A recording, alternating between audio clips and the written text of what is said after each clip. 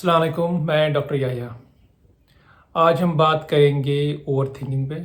बहुत ही dry topic है। Over thinking का मतलब है ज़्यादा सोचना।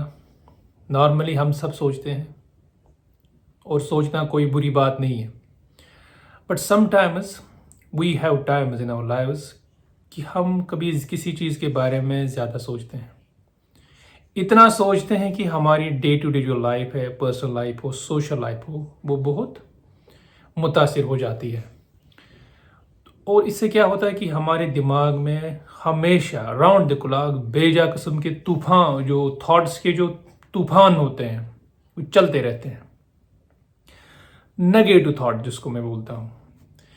और ये प्रोसेस जन्म देती है ओवर थिंकिंग को। यानी आप सोचते जा रहे हैं। समटाइम्स जब आपके दिमाग को सुकून चाहिए, आप उस टाइम में सोच रहे हैं। आप कहीं बैठे हो, किसी यू आर एट वर्क, आप किसी फंक्शन में हो, बट आपका दिमाग चलता रहता है। Over thinking with the result you become attention deficit आपको हो जाता है और आप फोकस नहीं कर पाते और आपका इनफैक्ट हर कोई काम बिगड़ जाता है।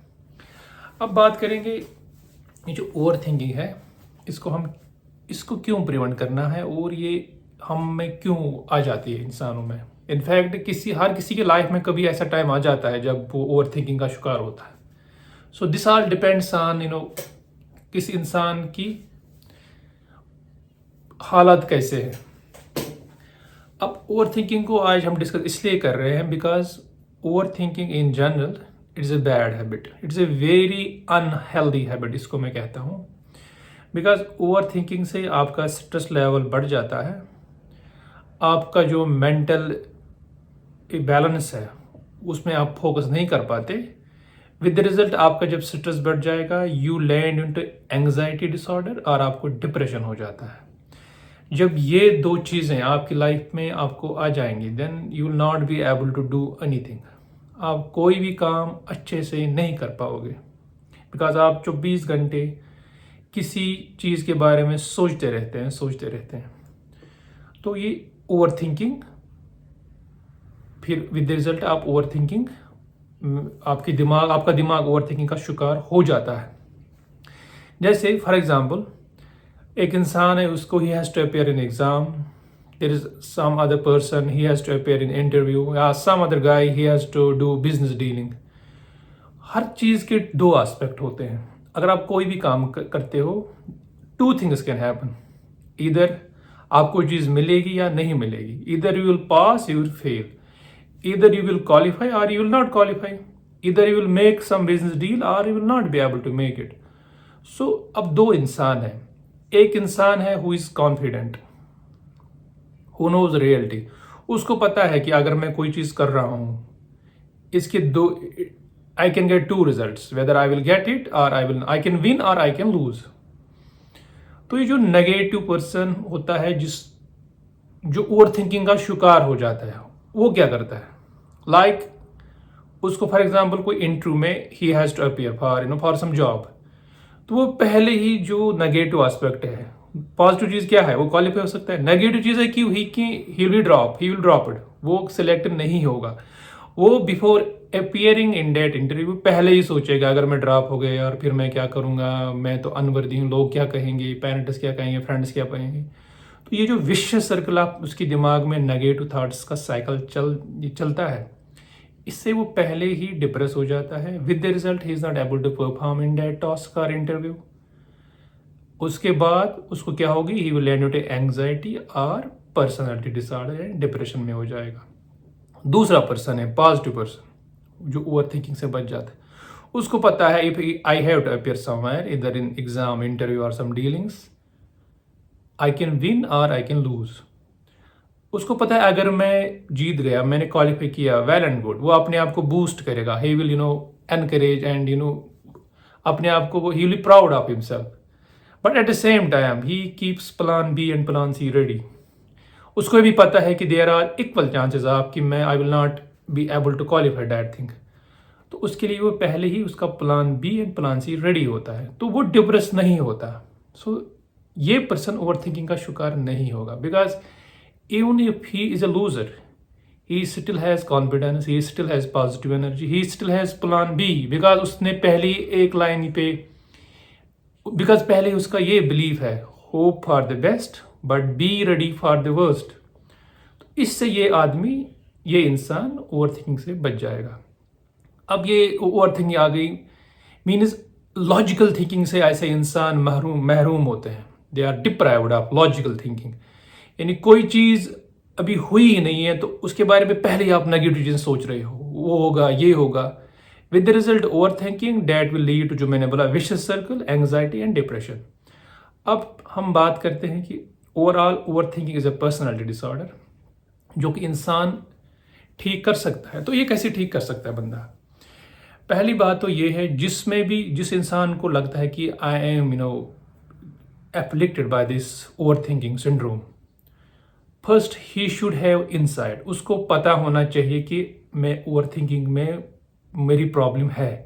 वो कैसे उसको इनसाइट मिलेगी? उसको हमेशा ही शुड जॉट डाउन, उसको लिखना चाहिए डेली किस चीज़ों के बारे में जिनके बारे में वो ज़्यादा सोचता है। उससे क्या होगा, उसको पता चलेगा whether these are genuine concerns, genuine thinking concerns, और ये फेक है या मेरे सिर्फ एप्रीहेंशंस है, नंबर 1। नंबर 2, उसको he should discuss it with family, with friends, with his peer groups, जो उसके मेंटोर्स हैं उनके साथ डिस्कस करना चाहिए, जिससे उसको सोशल हेल्प मिलेगी। Really whether he needs to seek some help, besides motivation and other social help, whether he also needs some, health issues तो नहीं है उसको। तो पहली बात सेल्फ रियलाइजेशन, इंसाइट होनी चाहिए। सेकंड बात, discuss with your family, with your friends, जो आपके वेल विशर है। तीसरा, लिख के रखिए रियली आपको प्रॉब्लम है। चौथी चीज़, ओवर थिंकिंग कभी किसी सराउंडिंग में भी होती है, like you are working in some office, जहाँ पे आप कोई ट्रिगर है, इरिटेटिंग बॉस है, लाइक हमारी फीमेल्स बहुत है, उनको they don't get healthy atmosphere at work, उनके बॉस बड़े इरिटेट करते हैं उनको, तो विद द रिजल्ट वो डिप्रेशन में जाते हैं। ओवर थिंकिंग, पहले उनको नेगेटिव थिंकिंग आ जाती है, बट वो जेन्युइन होती है। तो अगर किसी इंसान की लाइफ में ऐसा भी है कि उसको because of his work place और अदर फैमिली, उसको लगता है कि मुझे कोई ट्रिगरिंग फैक्टर है, उसको वो आइडेंटिफाई करना चाहिए। Then he should take equal measures to या तो वो जॉब चेंज करे या चेंज ऑफ प्लेस करे, या किसी को कोई फ्रेंड्स में कभी इरिटेटिंग फैक्टर होते हैं, he should change friends. In fact you should be friend positive people. तो ये आएगा डिस्ट्रैक्शन में।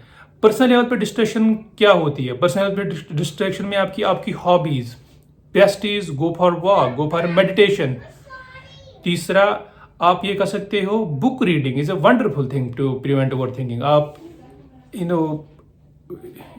किताबें पढ़िए, राइटिंग सीख या पेंटिंग, बहुत अच्छी चीज़ें हैं ये मेंटल हेल्थ के लिए, to get rid of this distraction and over thinking.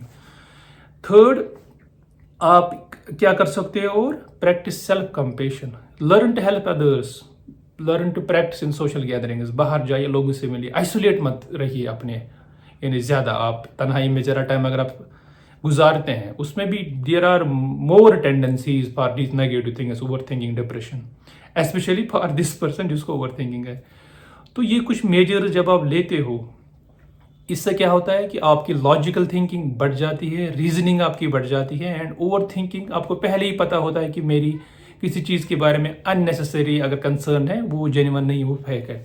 तो इससे आप ओवर थिंकिंग से, उसका शिकार होने से बच सकते हो। और चौथी चीज़ इंपॉर्टेंट है, किसी चीज़ के बारे में नेगेटिव सोचना कि कोई सम पीपल थिंक कि मेरा बॉस मुझे जॉब से निकालेगा, वो नेगेटिव थिंकिंग, वो ओवर थिंकिंग।